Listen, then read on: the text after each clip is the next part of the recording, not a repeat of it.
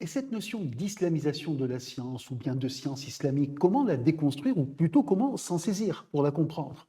Alors, le problème, c'est que nous ne sommes pas, je pense que nous ne sommes pas assez nombreux pour déclencher hein, justement un basculement. Alors là, dans le sens positif du terme, c'est-à-dire que la science en pays d'islam n'a pas besoin de qualificatifs.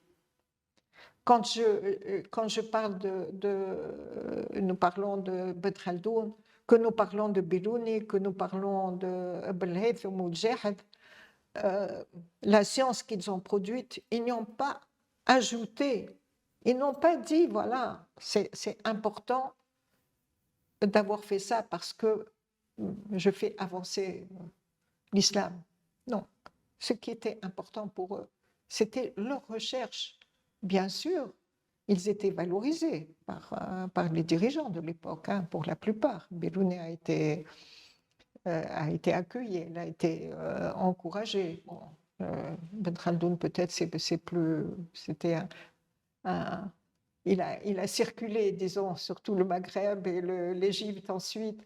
Mais c'est à nous, et c'est grâce à, là, vous me faites parler sur ces sujets-là, j'espère qu'on peut, comme ça, provoquer aussi cette autre lecture, alors qui n'est essentialiste ni pour nous, ni pour les autres, parce que c'est ça le problème, c'est que malheureusement, islamisation de la science, c'est une lecture essentialiste de la science en pays d'islam, et je considère qu'elle rabaisse la science plutôt que de la valoriser.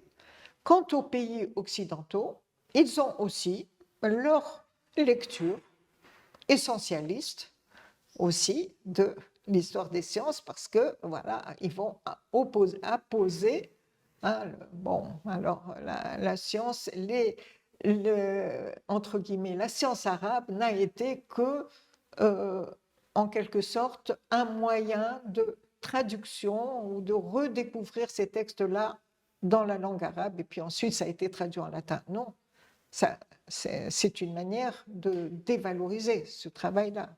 La science, il y a eu des avancées, il y a eu un apport à la pensée scientifique. Alors, bon, c'est dommage que nous n'ayons pas eu de révolution copernicienne alors qu'il y avait une grande connaissance de l'astronomie. Et pour revenir à Biruni, Biruni était convaincu que la Terre tournait. Il était convaincu de la non-fixité de la Terre. Et il en parle, il y a des travaux donc, qui montrent qu'il en parle. Mais il a eu aussi l'idée de génie de dire, mais je peux tout aussi bien voir le monde en disant que je prends comme référence, bon, il n'utilisait pas encore ce mot, mais la Terre, hein, et voir le ciel, ou bien la Terre est en mouvement et je change en quelque sorte de point à partir duquel je vais voir ce mouvement de la Terre. C'est équivalent. En fait, il avait dit, c'est deux points de vue qui